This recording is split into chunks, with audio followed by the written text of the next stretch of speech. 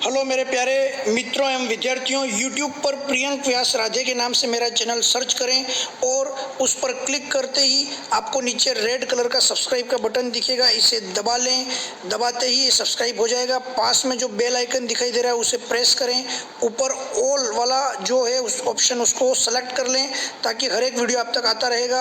और यहाँ पर लाइक वाला बटन दबा दें और पास में मौजूद शेयर बटन से सब जगह पर इसे फैला दें। एक बार ही आप सब्सक्राइब करेंगे, एक व्यक्ति एक बार सब्सक्राइब जरूर करें। नमस्कार मित्रों, वंदे मातरम। मैं हूं प्रियंक व्यास, मां सरस्वती धाम कोचिंग क्लासेस ऋषभदेव से लेकर के आए हैं आज आपके लिए एक मैराथन क्लास राजस्थान जीके की, जो कि अभी आपका 16 तारीख को पीटीईटी का एग्जाम आ रहा है, उसके लिए बहुत ही महत्वपूर्ण साबित होगी रिवीजन के लिए। तो एक बार इसको जरूर पढ़कर जाएं। वैसे आपने बुक पूरा पढ़ तो लिया होगा, परंतु इसके माध्यम से एक क्विक रिवीजन जरूर करके आपको जाना चाहिए। आइए हम बात करते हैं। सबसे पहले हम बात करते हैं त्रिपक्षीय संघर्ष की, हम चर्चा करते हैं। त्रिपक्षीय संघर्ष बहुत फेमस है, किसके बीच में हुआ है? गुर्जर प्रतिहार, पाल और राष्ट्रकूट के मध्य त्रिपक्षीय संघर्ष चला। ये एक बहुत ही बड़े डिकेड के अंदर चला और उसमें अंतिम रूप से जो सर्वाधिक सफल हुई वो कौन हुए?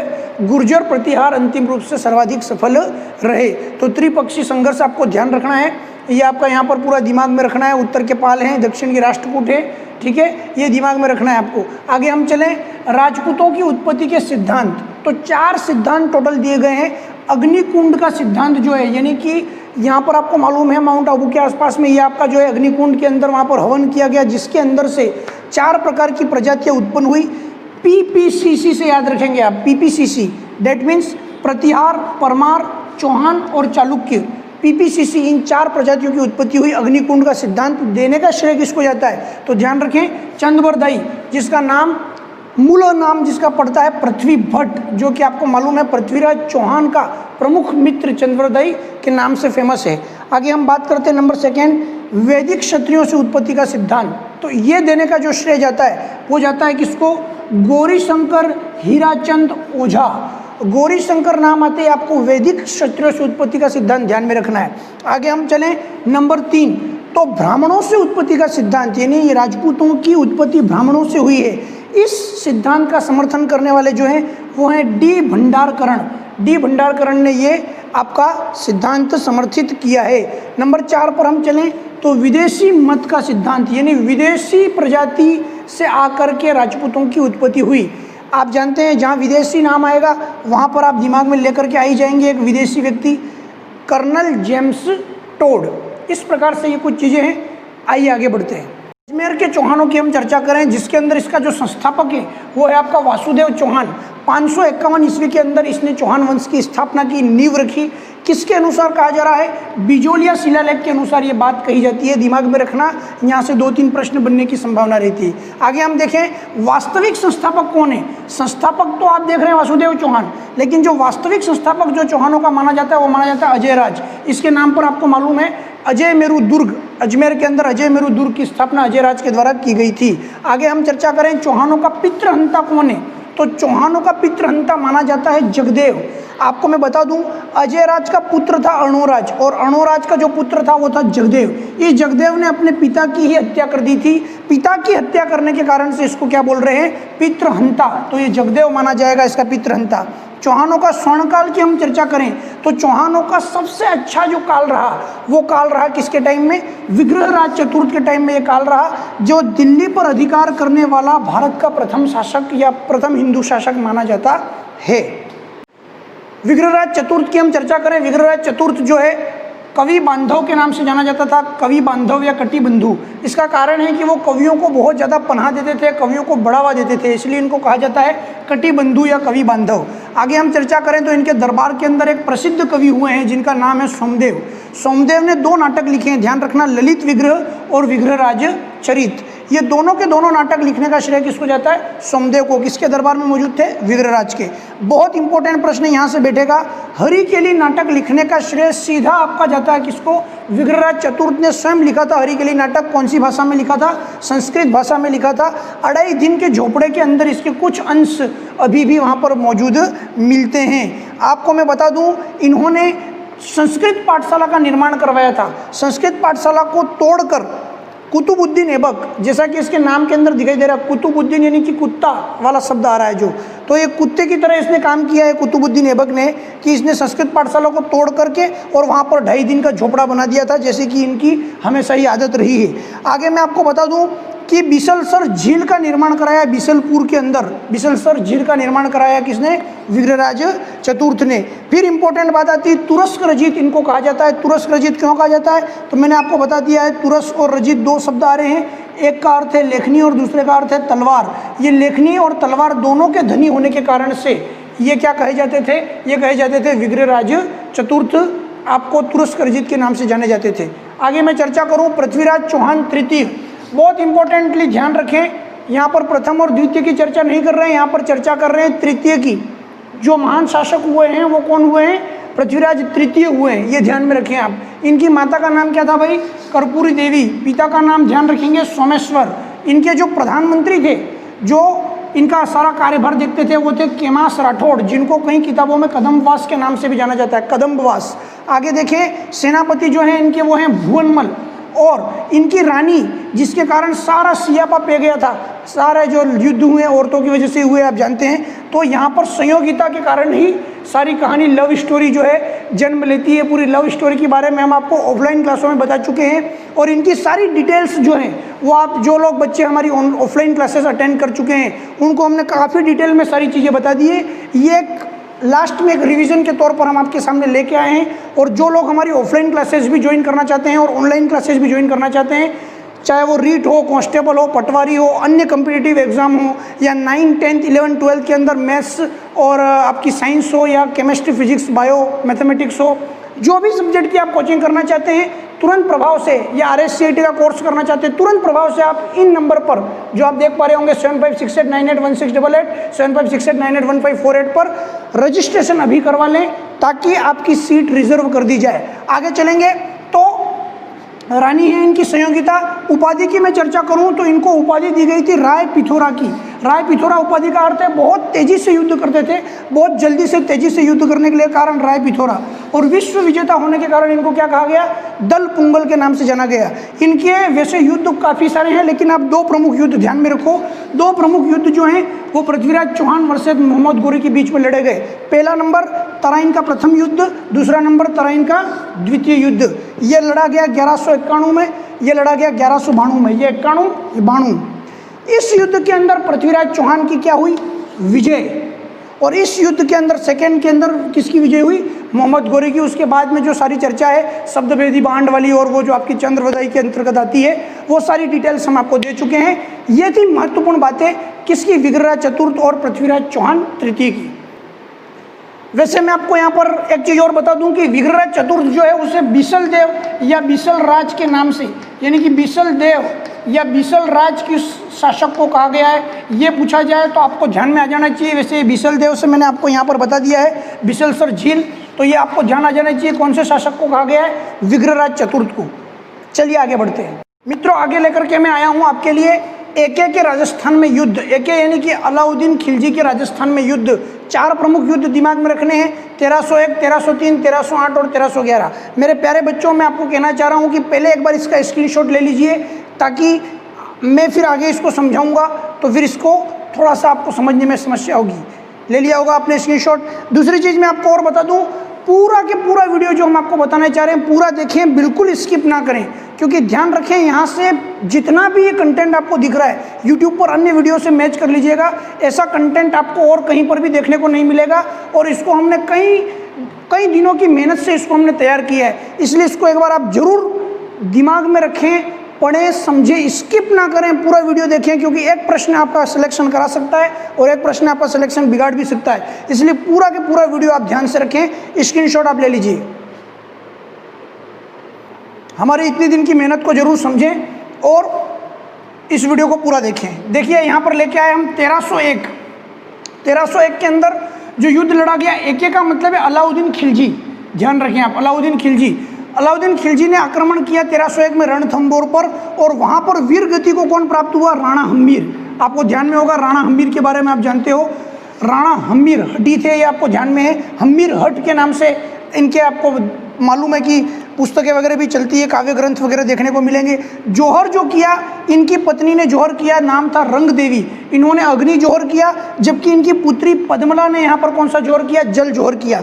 आगे हम ध्यान में रखें, इतिहास हमारा उठा करके देख लीजिए, हमको बाहर से हराने वाला आज तक कोई पैदा नहीं हुआ, अंदर के कुछ विश्वासघातियों ने ही हमको हमेशा हराया है, और वही यहाँ पर आपको चारों युद्धों में देखने को मिलेगा। यहाँ पर विश्वासघात करने का काम किया इन्हीं के दुर्गपाल रणमल और रतिपाल ने विश्वासघात किया, जिसकी वजह से यहाँ पर इनको हार देखनी पड़ी। अन्यथा इन्होंने 16 युद्ध, 17 इन्होंने युद्ध लड़े, 16 इन्होंने जीते थे, 17वां युद्ध विश्वासघात की वजह से हार गए थे। आगे चलते 1303 चित्तौड़ के अंदर बहुत ही फेमस फिल्म भी बनी है, आपको मालूम है, पद्मावत, और उसमें न जाने कितना सियापा हुआ था, आपको मालूम है। तो चित्तौड़ के अंदर लड़ा गया 1303 में। वीर गति को प्राप्त हुए रावल रतन सिंह, अलाउद्दीन खिलजी वर्सेस रावल रतन सिंह के मध्य युद्ध हुआ। जौहर जो प्राप्त हुई वो कौन प्राप्त हुई, रानी पद्मिनी। इनकी सुंदरता के बारे में ऐसा कहा जाता है कि जब ये जल पीती थी तो पानी इनके गले के अंदर से उतरता हुआ दिखाई देता था, इतनी सुंदर ये यहाँ पर आपको रानी पद्मिनी दिखेगी। देवी रूप थी। यहाँ पर आप देखेंगे, यहाँ पर एक तांत्रिक था जो विश्वासघाती था, राघव चेतन, इसकी बुरी नज़र थी रानी पद्मिनी के ऊपर, और इसी ने जाकर के अलाउद्दीन खिलजी को इसका बखान किया था। बाद में दोनों के बीच में युद्ध करने पर आपको मालूम है आगे की कहानी क्या हुई थी, और जौहर करना पड़ा था किनको, रानी पद्मिनी को। वीर गति को प्राप्त हुए थे रतन सिंह। वीर योद्धा यहाँ पर बहुत ही जबरदस्त युद्ध लड़े थे। कौन लड़े थे, गोरा और बादल। थोड़े से एज में थे, उम्र अधिक थी इनकी, लेकिन जब लड़ते थे तो ऐसा लगता था कि 4 तलवार एक साथ चल रही है, इतनी जबरदस्त इन दोनों की युद्ध शैली थी, गोरा और बादल की। और यानी अलाउद्दीन खिलजी इस युद्ध में जीतने के बाद इसका नाम चेंज करके क्या कर देता है, खिजराबाद। अब योगी आदित्यनाथ यदि नाम चेंज करे तो ज़्यादा वो हो उच्चका मत मचाओ भैया, नाम चेंज करने का इतिहास तुम्हारा बहुत पुराना रहा है। खिजराबाद इन्होंने नाम किया था, अब पुनः हम लौट करके आ रहे हैं प्रयागराज की तरफ। ठीक है, आगे हम चलते 1308 के अंदर हम बातचीत करें। सिवाना, बाड़मेर के अंदर ये आपका युद्ध लड़ा गया। मैं आपको बता दूं, इस सिवाना को जालोर दुर्ग की कुंजी भी कहा जाता है, क्योंकि ये ऊंचाई पर मौजूद है। जालोर नीचे है सिवाना, ऊपर जाने के लिए नीचे से जाना होता है, और नीचे जो आपकी कुंजी है वो कुंजी है कौन, आपकी सिवाना, और ऊपर की तरफ ताला क्या है आपका, जालोर। तो ये नहीं खुलेगा तब तक वो नहीं खुलेगा। दोनों ही जगह पर अलाउद्दीन खिलजी स्वयं नहीं आया था, इसने कमालुद्दीन गुर्ग, मैंने यहाँ पर केजी लिखा है, मतलब कमालुद्दीन गुर्ग को भेजा था, और यहाँ पर वीर गति को प्राप्त हुआ था। इस दुर्ग का दुर्गपाल सातलदेव चौहान, जिसको शीतलदेव चौहान के नाम से भी जाना जाता है, और उसकी रानी ने जौहर किया था, नाम था रानी मीणा देने। और विश्वासघाती यहाँ पर भी रहा था भायला पवार, जिसने गाय काट करके और वहाँ पर एक मात्र जल स्रोत था उसके अंदर डाल दी थी, जिससे जल को दूषित कर दिया था। तो इस विश्वासघाती के कारण ये किला गया, नाम चेंज कर दिया गया, रखा गया क्या, खिराबाद। नाम चेंज का इतिहास आप जानते हैं। आगे चले 1311 जालोर के अंदर। तो ये जीतने के बाद आगे यहाँ अटैक हुआ कमालुद्दीन गुर्ग के नेतृत्व में। वीर गति को प्राप्त हुए कानड़देव चौहान और उनके पुत्र वीरमदेव की लव स्टोरी आपको पता ही है, वो मैंने ऑफलाइन क्लासेस के अंदर पूरी बता दी थी आपको, परंतु यहाँ पर थोड़ा रिवीजन कर लें। जौहर किया गया, जेतलदे ने यहाँ पर जौहर किया इनकी पत्नी ने, और विश्वासघाती यहाँ पर भी रहा आपका कौन, बीका दहिया।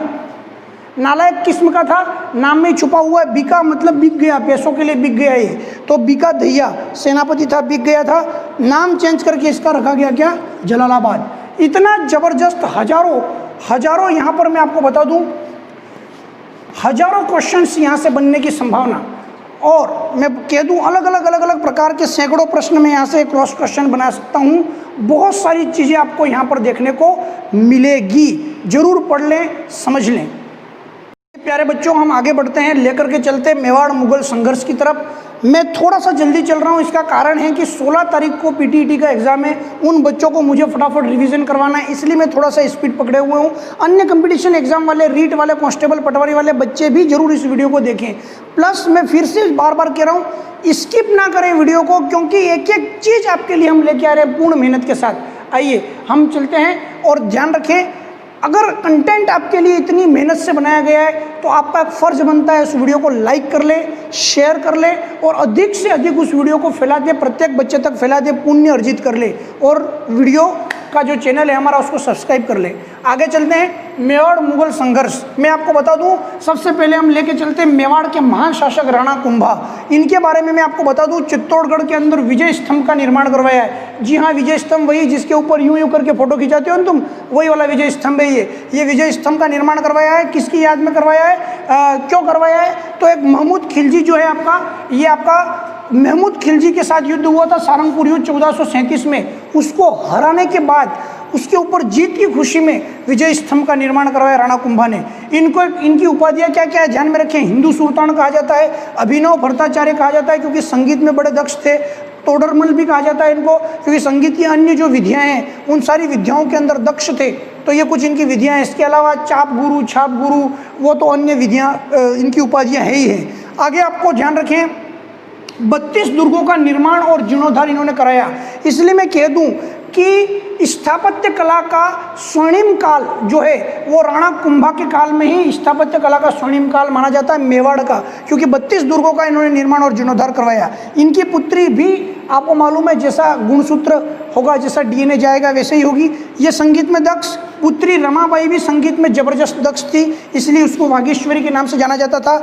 इन्होंने कुंभलगढ़ दुर्ग का निर्माण करवाया था और कुंभलगढ़ दुर्ग की दीवार के बारे में आपको पता है इतनी चौड़ी है कि ऐसा कहा जाता है कि 8, 10, 12 घोड़े आराम से उसके ऊपर एक साथ दौड़ सकते हैं। तो कुंभलगढ़ दुर्ग का इन्होंने निर्माण करवाया और विश्व की दूसरे नंबर की बड़ी लंबी और मजबूत दीवार है वहाँ पर, ऐसा कहा जाता है। और इस कुंभलगढ़ दुर्ग का जो प्रधान शिल्पी हुआ है वो कौन हुआ है? मंडन। ये प्रश्न आया हुआ है कई बार, दिमाग में रखें। और इनकी हत्या आपको पता है ना, जब महान शासक होता है तो अपनों ने ही लूटा। वो एक कहावत है, हमें तो अपनों ने लूटा, गैरों में कहाँ दम था, हमारी कुश्ती डूबी वहाँ जहाँ पर पानी कम था। ये आपको डायलॉग पता है। ये डायलॉग एक्चुअल में आप देखेंगे पूरी तरीके से फिट बैठ रहा है राणा कुंभा पे। इनकी हत्या इन्हीं के पुत्र, नालायक पुत्र उदा के द्वारा की गई, इसलिए इसको मेवाड़ का पितृहंता कहा जाता है। चौहानों का पितृहंता जगदेव और मेवाड़ का पितृहंता नालायक उदा, ये ध्यान रखिए। चलते हैं आगे, राणा सांगा जो कि जिसकी सेवा के अंदर 7 राजा, 9 राव, 104 सरदार इनके दरबार में लगातार इनकी सेवा में रहते थे। यहीं से आप समझ सकते हैं कि कितने महान और कितने बड़े राजा रहे होंगे। आगे हम बात करें, इनका जो वास्तविक नाम था वो था संग्राम सिंह और इनकी उपाधि इनको कहा जाता है सैनिकों का भग्नावशेष, क्योंकि इनके शरीर के अंदर इतने घाव हो चुके थे और ये युद्ध के अंदर लड़ते हुए एक आंख, एक हाथ, एक पैर गवा चुके थे। पूरी तरीके से इनका शरीर खंडर हो चुका था चोट के कारण, इसलिए इनको कहा जाता है सैनिकों का भग्नावशेष। महान शासक रहे हैं, पूरा जीवन इन्होंने युद्ध के अंदर समर्पित किया। आगे हम बात करें, 2 प्रमुख युद्ध हुए हैं बाबर और सांगा के बीच में। पहला नंबर बी और दूसरा नंबर आता है के। आपको मालूम है पहले बी आता है बाद में आता है के, तो बी के याद रखना। बी नंबर बयाना का युद्ध भरतपुर के अंदर पड़ता है। 16 फरवरी 1527 को लड़ा गया राणा सांगा और बाबर के बीच। इसकी तरफ से मेहंदी ख्वाजा आया था और आपको मालूम है इस युद्ध के अंदर विजय मिली थी सांगा को। इसको अंतिम महान विजय कहा जाएगा। किसका? राणा सांगा की अंतिम महान विजय ये बयाना की युद्ध वाली रहेगी। फिर खानवा का युद्ध लड़ा गया, ये भी आपका रूपवास तहसील भरतपुर के अंदर पड़ता है खानवा नामक स्थान। और 16 के अंदर 1 जोड़ दो तो बन जाएगा 17, फरवरी के अंदर 1 महीना जोड़ दो तो बन जाएगा मार्च, +1 कर सकते हैं आप, तो 17 मार्च 1527। मेंटल एबिलिटी और उसके अंदर जो पैटर्न यूज में लेते हैं +1 वाला, वैसे यहाँ पर आप काम ले सकते हैं। तो 17 मार्च 1527 को लड़ा गया, सन सेम रहेगा, there is no change. Okay, आगे यहाँ पर हम बातचीत करें तो ये सांगा और बाबर के बीच लड़ा गया। ध्यान रखेंगे सांगा ने यहाँ पर पाती पर्वन प्रथा काम में ली थी। पाती पर्वन का मतलब है जितने छोटे बड़े जितने आसपास के राजा थे सभी एक साथ इकट्ठा होकर इनके झंडे के तले लड़े थे, इसलिए इसको बोलते हैं पाती पर्वन प्रथा, और निमंत्रण देना जिसको हम कहते हैं। और बाबर जो है अक्सर तो चीज से जीता है, तो यानी तोप खाने से जीता। और दूसरा नंबर तुलुगुमा पद्धति, 3 तरफ से आक्रमण करने वाला, जो आपने बाहुबली फिल्म के अंदर देखा उस तरीके के 3 तरफा आक्रमण तुलुगुमा पद्धति के अंतर्गत किया और विजय मिली बाबर को। आगे यहाँ पर देखिए, इस युद्ध के अंदर घायल हो जाते हैं राणा सांगा और घायल होने पर उनकी जगह पर लड़ने के लिए बुलाया जाता है। किसको बुलाया जाता है? सबसे पहले बुलाया जाता है रतन सिंह को, जो कि सलूंबर का होता है। परंतु इसके कुछ पर्सनल कारण थे। क्या पर्सनल कारण थे आज तक पता नहीं चला, परंतु उस पर्सनल कारण की वजह से इसने क्या बोल दिया? मना। ना बोलने पर, घायल होने जाने पर उसका नेतृत्व करने के लिए सामने उठकर आए कौन? झाला अज्जा, जो कि थे काठियावाड़ गुजरात के अंदर। याद कर सकते हो, मेवाड़ के अंदर ज्यादातर जो होटलें चल रही है काठियावाड़ी होटलें चल रही है। क्यों चल रही है? मेवाड़ पर ऋण है काठियावाड़ का भाई, क्यों ऋण है? आप देख रहे हो झाला अज्जा ने वहां पर उनका क्या किया है, समर्थन किया है, तो रोटी पानी तो उनका खाना ही पड़ेगा। आगे चलो, इनकी मृत्यु हुई कालपी के अंदर, धौलपुर कालपी के अंदर इनकी मृत्यु हुई। कब? 30 जनवरी 1528 को जहर देकर के मार दिया गया था, इनको जहर दे दिया गया था। और यहीं पर इन्होंने मृत्यु से पहले प्रतिज्ञा इन्होंने की थी कि जब तक मैं मेवाड़ को हासिल नहीं कर लेता तब तक मैं, रणथंभौर के अंदर इन्होंने ये जो प्रतिज्ञा की थी कि जब तक मैं मेवाड़ को हासिल नहीं कर लेता तब तक पगड़ी नहीं पहनूंगा। इस प्रकार की इन्होंने प्रतिज्ञा की थी और प्रतिज्ञा बड़ी मजबूत थी, कर लेते, परंतु सैनिकों ने इनको क्या कर दिया, विश्वासघात करते हुए जहर दे दिया। कालपी धौलपुर के अंदर मृत्यु हो गई। इनकी जो छतरी है मांडलगढ़ भीलवाड़ा के अंदर इनकी छतरी पाई जाती है। आगे चलते हैं, महाराणा प्रताप, जिनको कीका के नाम से प्यार से कहा जाता था। इनको आदिवासी समुदाय जो है वो प्रेम से, आपको पता है ना, किकला किकला अपन बोलते हैं, किकला यानी कीका शब्द से इनको कहा जाता था। देखिए, अगर आपने मेवाड़ के अंदर महाराणा प्रताप को नहीं पढ़ा तो फिर आपने क्या पढ़ा, इसलिए महाराणा प्रताप को जरूर पढ़ लेवे। इनका जन्म हुआ 9 मई 1540 को, इस महान योद्धा का जन्म हुआ। कहाँ हुआ? कुंभलगढ़ के अंदर, कटारगढ़ के अंदर आपका इनका जन्म हुआ है, बादल महल के कटारगढ़ के अंदर हम यहाँ पर बात करेंगे। इनकी माता का नाम था जयवंताबाई और पिता का नाम था उदय सिंह। बिल्कुल वही उदय सिंह जिसकी कहानी है आपको पता है, बनवीर वाली, वही जिसको बचाया गया था बनवीर से, उदय सिंह वही है, ये आपका पन्नाधाय ने बचाया था। आगे बात करें, इनके नाना का नाम था अखेराज सोनगरा।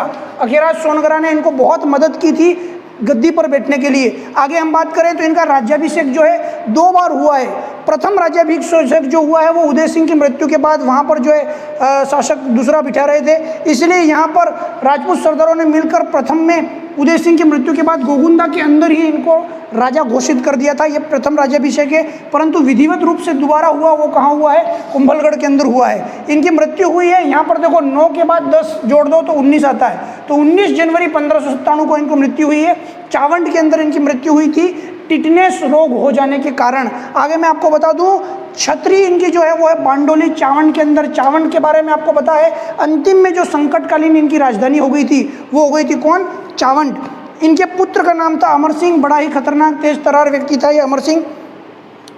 आगे हम चर्चा करें, इनकी तलवार बंधई का काम करने वाला था वो कौन था? कृष्णदास चुंडावत इनकी तलवार बंधई करने का व्यक्ति था। देखिए, इतनी मेहनत कर रहे हैं आपके लिए, जरूर सब्सक्राइब करें चैनल को, जरूर लाइक करें और ज़्यादा से ज़्यादा शेयर करें। पीटीटी वाले बिल्कुल इस वीडियो को ना चुकें, पूरा के पूरा बिना स्किप किए एक बार पूर्ण रूप से देख लें। अकबर ने महाराणा प्रताप से डरकर, मैं डरकर कह दूं तो गलत नहीं होगा, डरकर इसने शिष्टमंडल भेजा था। अकबर एक 4 फुटिया बिल्कुल भद्दा सा शासक रहा है, वो 8 फीट के बड़े शक्तिशाली महाराणा प्रताप से उसको भय था, इसलिए कभी वो उनके सामने सीधा नहीं आया प्रत्यक्ष रूप से, उसने अपने चमचों को भेजा। तो मैं यहाँ पर देखें, अकबर द्वारा भेजा गया जो शिष्टमंडल है, जो बात करने के लिए आया था कि आप गुलामी स्वीकार करो, उसके लिए ट्रिक ध्यान रखें। जोधपुर मिष्ठान भंडार कहाँ है? उदयपुर में टाउन हॉल में है। जोधपुर मिष्ठान भंडार टाउन हॉल में है, that means JMB town hall में है। जे का मतलब जलाल खां, M का मतलब मानसिंह, B का मतलब भगवंत दास और T का मतलब टोडरमल। ये पूरा क्रम है, ध्यान रखेंगे। जलाल खां आया था 1572 के अंदर और बाकी ये तीनों जो आए थे ये आए थे 1573 के अंदर। 72-73 में पूरा प्रयास हुआ, लेकिन इनको लात मार करके निकाल दिया गया। कहा गया भाई हमको गुलामी स्वीकार नहीं है, हमको जंगल की रोटी पसंद है परंतु गुलामी स्वीकार नहीं है। हल्दी घाटी का युद्ध इसके बाद छिड़ गया। 18 जून 1576 को यह युद्ध लड़ा गया। गोपीनाथ शर्मा इस तारीख को 18 की बजाय 21 मानते हैं, परंतु आप ध्यान रखें 18 जून 1576 को यह युद्ध लड़ा गया था। किसके बीच? प्रताप वर्सेस अकबर के बीच। प्रताप की तरफ से जो सेनापति थे वो कौन थे? हाकिम खां सूर पठान अफगानी, ये आपका अफगानी एक शासक थे, अफगानी सेनापति थे, तो ये प्रताप के खास थे। और इधर अकबर की तरफ से जो सेनापति लड़ रहे थे वो कौन थे? आपके मानसिंह और आसफ खां लड़ रहे थे। बड़ी विडंबना है, अपने लोग इधर हैं और बाहरी लोग अपने साथ हैं, तो होता है कुछ, कभी कभी इस प्रकार की घटनाएं होती है। तो यहाँ पर आप देखें यह युद्ध पूरी तरीके से अनिर्णित रहा था। लोग इतिहासों में बताते हैं कि महाराणा प्रताप हारे थे, बिल्कुल नहीं हारे थे भैया। ये युद्ध पूर्ण रूप से अनिर्णित रहा था, इसका कोई परिणाम नहीं निकला था।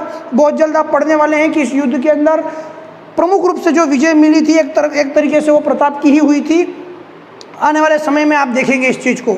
आगे हम बात करें कि भाई इस युद्ध को किसने क्या नाम दिया, तो आपको एक फेमस सुपरस्टार का नाम पता है, अक्षय कुमार, जो कि देशभक्त हैं और मदद करते हैं, विपत्ति के टाइम पर देशवासियों को मदद करते हैं। तो ये कहाँ पर टेबल टेनिस खेलने आए? देखिए, अक्षय कुमार, बोहरा, गणेश जी टेबल टेनिस खेलने आए। तो अक्षय कुमार से ध्यान आ जाएगा, ए का मतलब अबुल फजल, के का मतलब कौन सा युद्ध का है? खमनोर। बी का मतलब बोहरा गणेश जी, बी मतलब बदायूनी, जी मतलब गोगुंदा।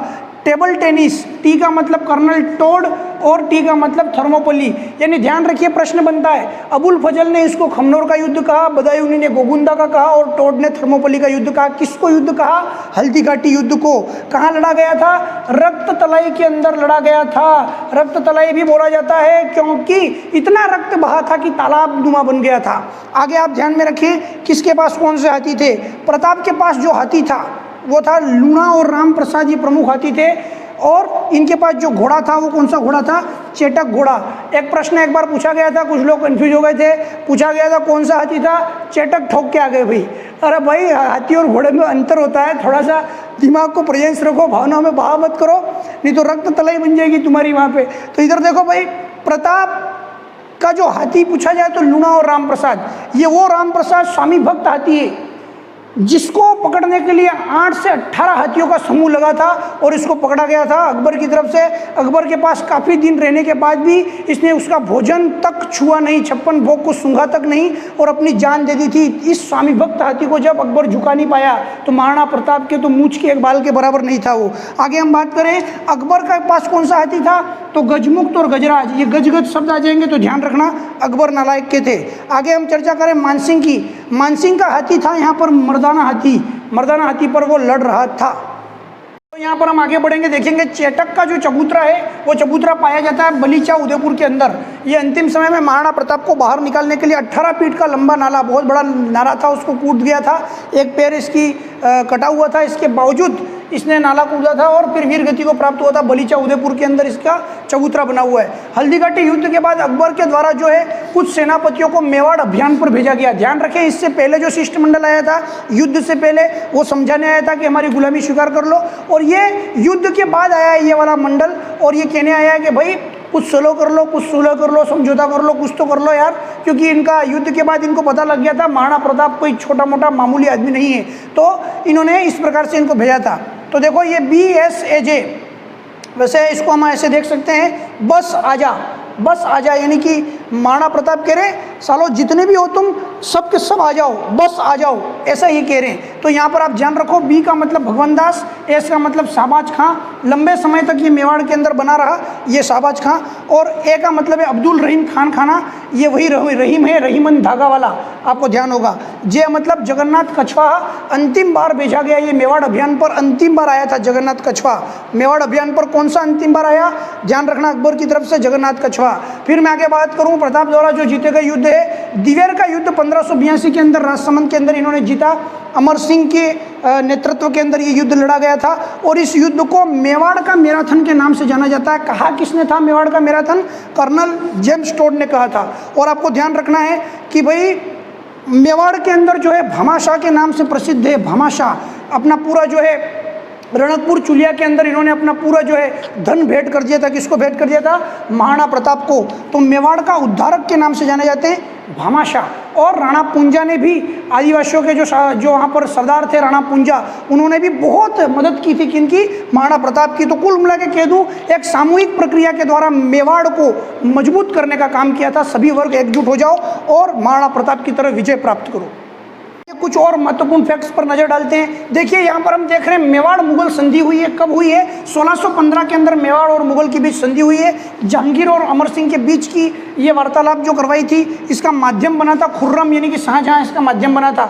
मैं आपको बता दूं, मेवाड़ चित्रकला शैली का जो स्वर्ण काल माना जाता है, जो गोल्डन एज जो मानी जाती है, वो मानी जाती है जगत सिंह प्रथम, जो कि जगदीश मंदिर का जिसने निर्माण करवाया जगत सिंह प्रथम ने, वो मेवाड़ चित्रकला शैली का स्वर्णिम काल के रूप में माना जाता है। आगे हम बढ़ते हैं। राज सिंह बड़ा ही जबरदस्त, बड़े ही महान शासक हुए राज सिंह, और इनका जो है राज्याभिषेक उत्सव यहाँ पर मनाया गया। मैं आपको बता दूं, टीका दौड़ यहाँ पर ये हुआ था। आगे मैं बातचीत यहाँ पर करूँ, राज सिंह जो है राज प्रशस्ति रणछोड़ भट्ट के द्वारा लिखी गई। प्रशस्ति का मतलब होता है किसी की प्रशंसा के अंदर लिखा गया कोई चीज़ जो है वो प्रशस्ति होती है। संस्कृत भाषा में लिखी गई थी, राज सिंह की प्रशंसा में लिखी गई थी।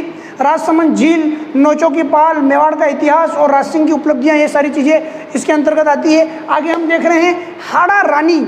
हाड़ा रानी बहुत ही मैं कह दूं महान रानी हुई है, जिसका मूल नाम था सलह कुंवर। इन्होंने विवाह किया था रतन सिंह सलूबर से, और ये रतन सिंह जब युद्ध पे जा रहा था, इसका मन अपनी पत्नी में था, तो पत्नी ने अपनी गर्दन काटी और कहा लेके जा भाई, तू मस्त रहे, लेकिन दौड़ के घूम के वापस आना मत। तो ये उस समय की रानियों के जो इतिहास रहे, हाड़ा रानी का ये इतिहास रहा है, बहुत ही जबरदस्त और वीर मैं कहूँगा रानी हाड़ा रानी। सलूमर के अंदर इनके नाम पर कॉलेज भी मौजूद है। रूठी रानी की अगर हम चर्चा करें तो मूल नाम था इनका उमादे, और विवाह किया था इन्होंने मालदेव से। रूठ गई थी, रूठने के कारण से महल में जाकर के रहने लगी, रूठी रानी के नाम से प्रसिद्ध हुई।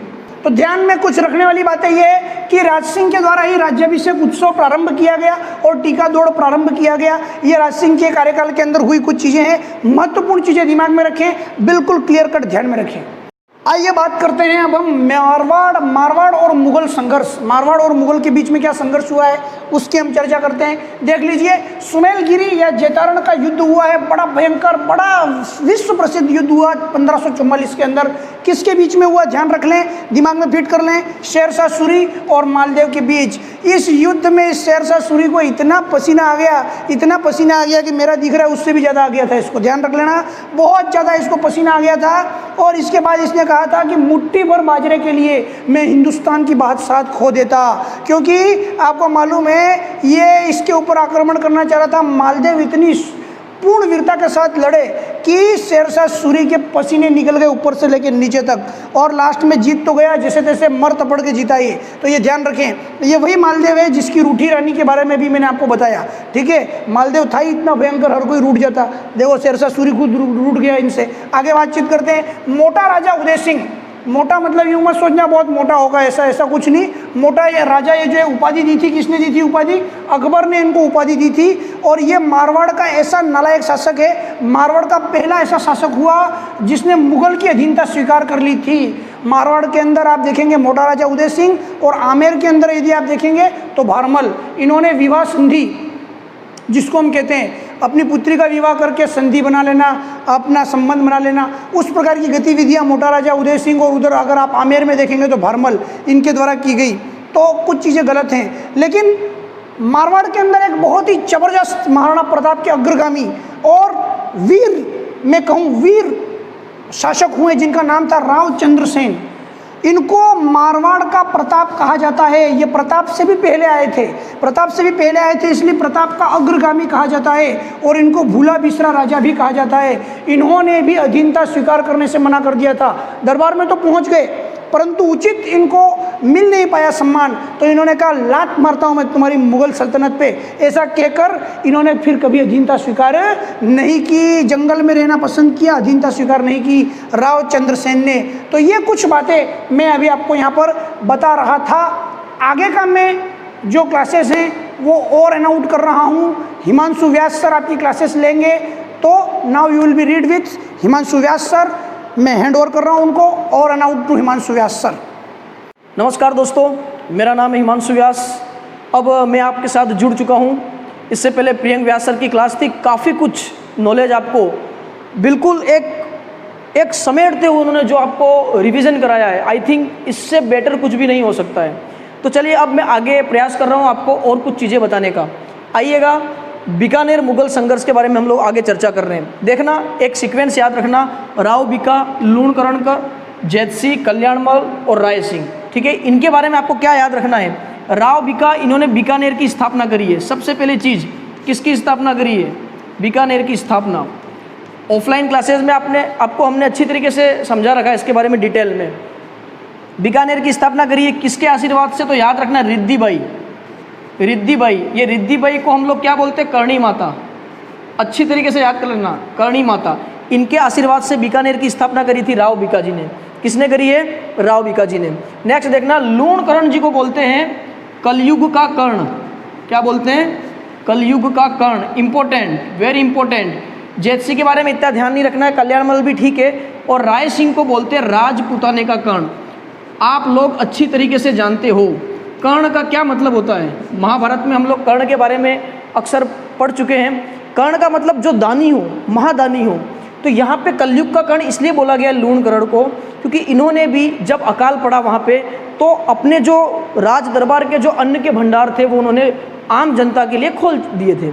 सेम लाइक दैट राजपूताने का कर्ण बोलते राय सिंह को। मैं आपको याद करने का एक तरीका बता देता हूँ, रा हो जाएगा मेरे हिसाब से, जल्दी याद हो जाएगा। तो लूणकरण कलयुग का कर्ण बोलते हैं और राय सिंह को राजपूताने का कर्ण बोलते हैं। चलिए अब आगे की तरफ अपन बढ़ते हैं। देखिए मित्रों, नेक्स्ट अपन बात करेंगे पृथ्वीराज राठौड़।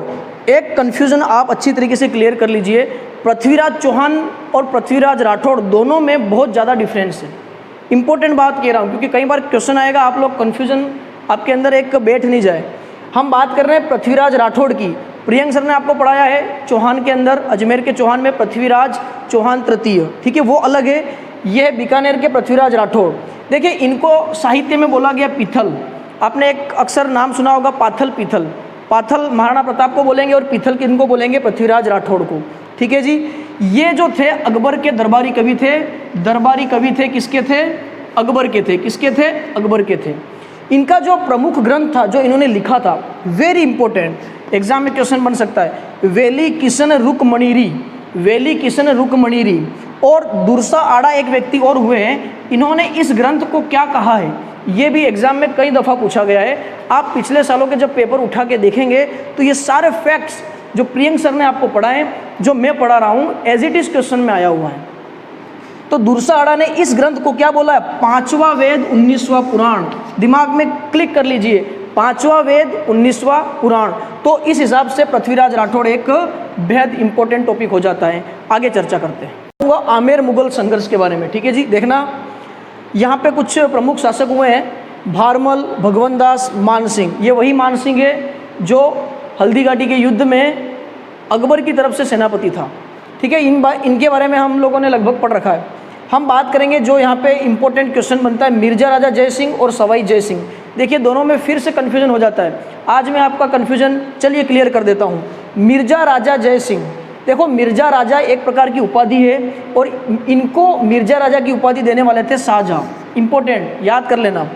इन्होंने 3 मुगल शासकों की सेवा में काम किया। कई बार क्या होता है, क्वेश्चन ऐसे पूछ लेता है कि 3 मुगल शासकों की सेवा में काम करने वाले शासक कौन, निम्न में से, है ना।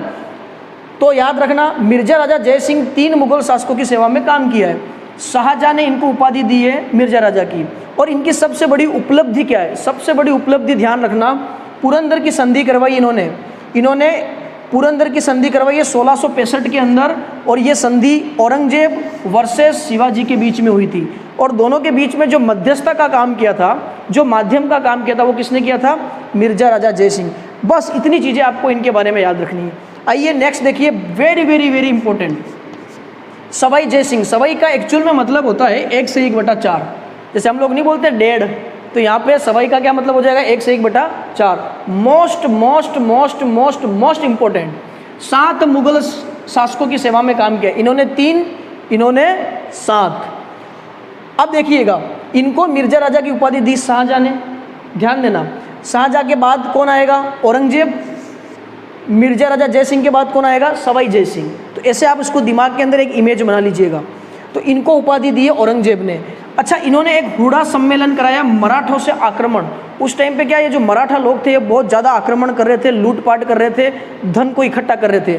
तो इनसे निजात पाने के लिए सवाई जय सिंह ने एक प्रकार से हुड़ा सम्मेलन भीलवाड़ा के अंदर करवाया था।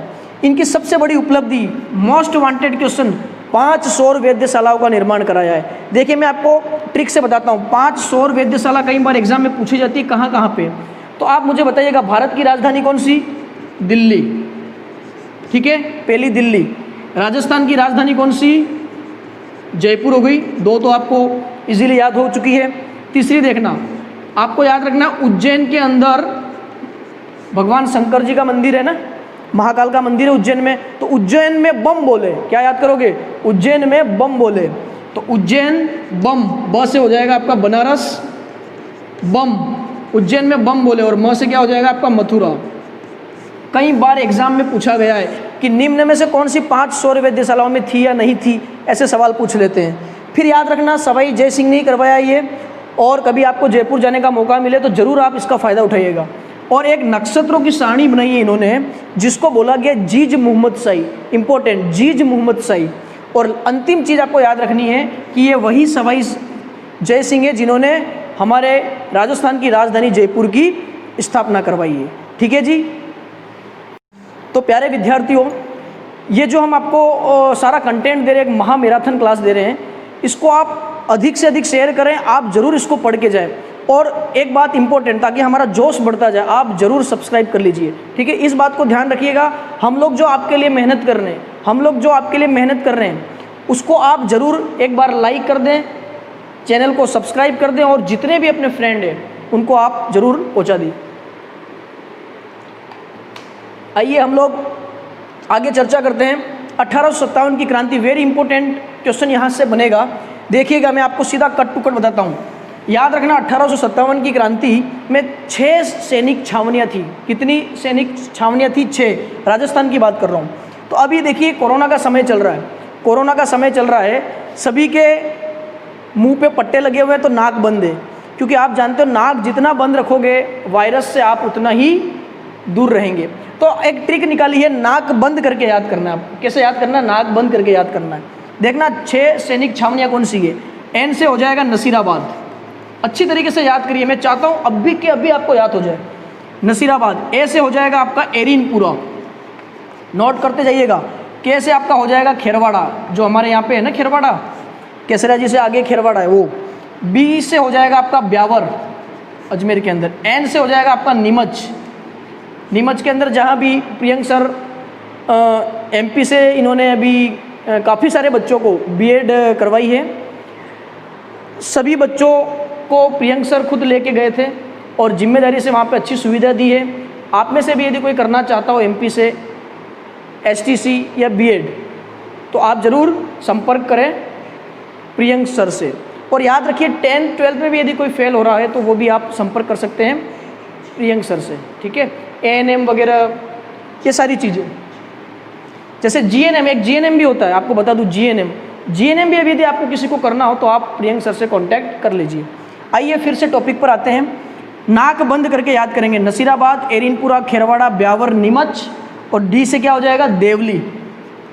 देवली आपका पड़ता है टोंक में, याद रखना, देवली कहाँ पड़ता है? टोंक में।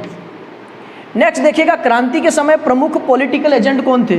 Very important question. कई बार सीधा सवाल बनता है कि राजस्थान की जो 1857 की क्रांति थी उसमें कौन कौन जगह पे कौन कौन पॉलिटिकल एजेंट थे। ट्रिक से समझाऊंगा, ट्रिक से बताऊंगा, ध्यान देना। मेवाड़, देखो आपको क्या याद करना कि मेवाड़ यानी एक प्रकार से उदयपुर, ये जो एरिया है वो मेवाड़ हो गया।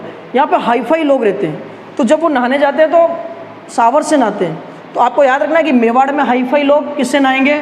सावर से। सावर से आता है ना, सावर से नहाएंगे। कोटा, देखिए कोटा के अंदर चंबल नदी बहती है, तो वहाँ पे जो बीहड़ है, चंबल का बीहड़ है, वहाँ पे डाकू रहते हैं। और डाकुओं के पास आप जानते ही हो अक्सर क्या मिल जाएगा? चाकू। तो उनके पास जो चाकू है ना, वो बटन वाला चाकू है, बटन वाला। ध्यान देना, कोटा में जो डाकू है उनके पास बटन वाला चाकू है, तो क्या हो जाएगा? बर्टन।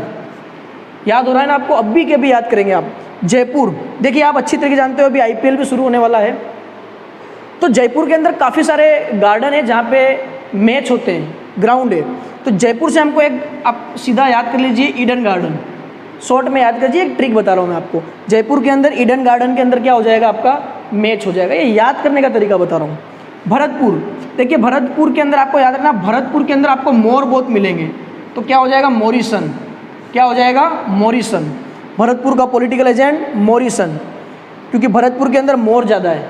और लास्ट में जोधपुर बचा है, तो जोधपुर को आपको एमएम से याद करना है। जोधपुर एमएम, एमएम का मतलब हो जाएगा मेक मॉनसन।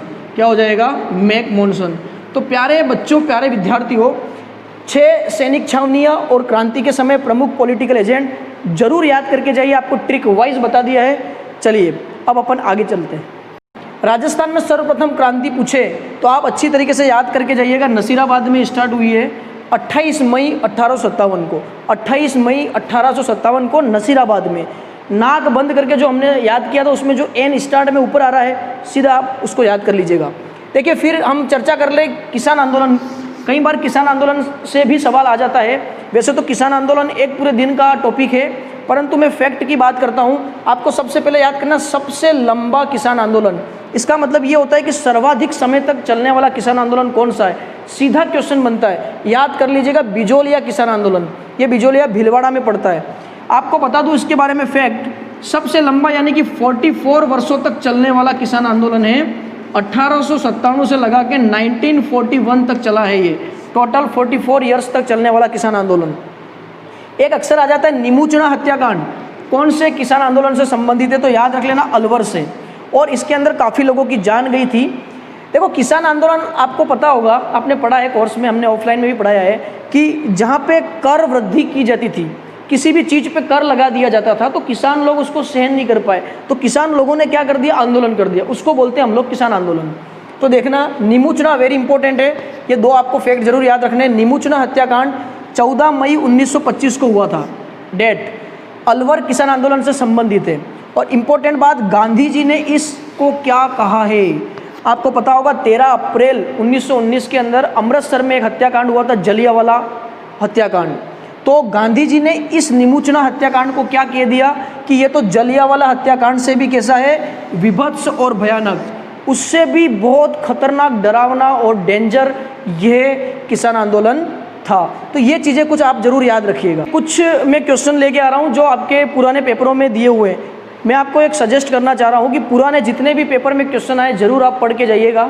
आइए कुछ चर्चा कर लेते हैं। एक क्रांति से अक्सर सवाल आते हैं, तो एज इट इज़ आप याद कर लीजिएगा। हरित क्रांति कृषि से संबंधित है, ठीक है। भूरी क्रांति खाद्यान्न से, नीली क्रांति मछली पालन, मत्स्य पालन, श्वेत क्रांति पूछे तो दूध से, काली क्रांति पूछे तो काला तेल, पेट्रोल, एथेनॉल वगैरह, गुलाबी क्रांति झींगा मछली, मछली का एक टाइप होता है झींगा मछली और प्याज से संबंधित है। पीली क्रांति पूछे तो खाद्य तेल और तिलहन। देखिए ध्यान, कन्फ्यूजन नहीं हो जाए, ये खाद्यान्न प्रसंस्करण से है और पीली क्रांति खाद्य तेल और तिलहन से है। रजत क्रांति पूछे तो अंडा, वेरी इंपॉर्टेंट है रजत क्रांति, वेरी इंपॉर्टेंट।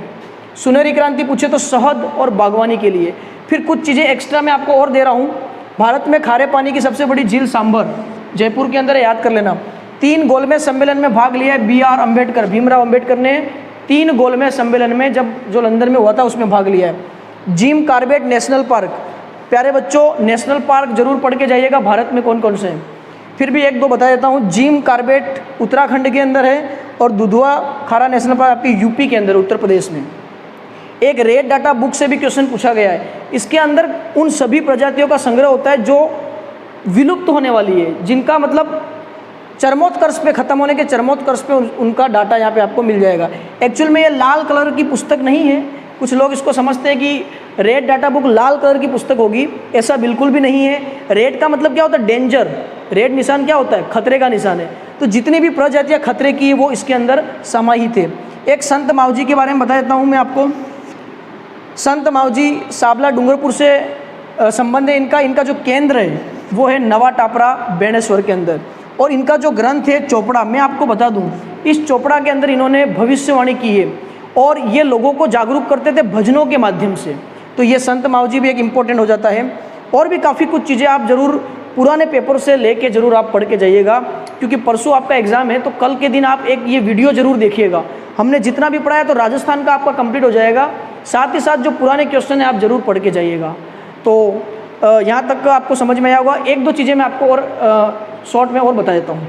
चलिए, कुछ पुराने क्वेश्चंस के आधार पे हमने एक मटेरियल और तैयार किया है, थोड़ा सा है आप जरूर देखिएगा। देखिए, संविधान की प्रस्तावना, ये 42वां संविधान संशोधन 1976 को हुआ था, अमेंडमेंट हुआ था, और इसमें 3 नए शब्द जोड़े गए हैं। आपको शॉर्ट तरीके से याद करना, सांप, समाजवाद, ए से अखंडता और पी से पंथ निरपेक्षता। समाजवाद, अखंडता, पंथ निरपेक्षता, ये 3 शब्द जोड़े गए। कई बार धर्म निरपेक्षता भी आ जाता है। और संविधान की प्रथम बैठक पूछे तो याद रख लेना 9 दिसंबर 1946। ठीक है बच्चों, नेक्स्ट देखिएगा, कुछ इंपॉर्टेंट चीज़ें दे रहा हूँ मैं पॉलिटिकल से संबंधित। अगस्त प्रस्ताव 40 में आया। क्रिप्स मिशन, भारत में 3 सदस्य दल आए 1942 के अंदर। कैबिनेट मिशन 1946 के अंदर। देखो, कैबिनेट मिशन से ही भारतीय संविधान का निर्माण हुआ था, याद रखना। और 47 के अंदर माउंट बेंटन योजना हुई और इसने देश का विभाजन तय किया था। और एक चीज़ और याद रख लेना कि भारतीय संविधान के निर्माण में टोटल कुल कितना समय लगा, तो आप याद रखना 2 वर्ष 11 माह 18 दिन। 2 वर्ष 11 माह 18 दिन। ऑलमोस्ट हम कहें तो 3 साल लगभग लगे थे। आप एग्जैक्ट याद कर लेना, 2 वर्ष 11 माह 18 दिन।